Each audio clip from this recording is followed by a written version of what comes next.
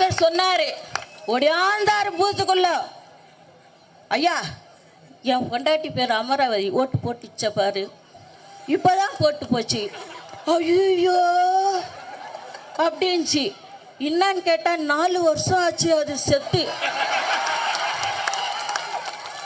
ஆனா எலெக்ஷன் அப்ப கரெக்டா ஓட்டு போட்டு என்ன பார்க்காம கூட போதியா அப்படின்னு சொல்லி அழுகுறான். இதை எங்க போய் சொல்றது? இந்த எஸ்ஐஆர் இதை சரி பண்ணிடுமா? அமராவதியை சேர்த்து அம்பிகாவதியோட இணைத்துடுமா? சொல்லுங்க.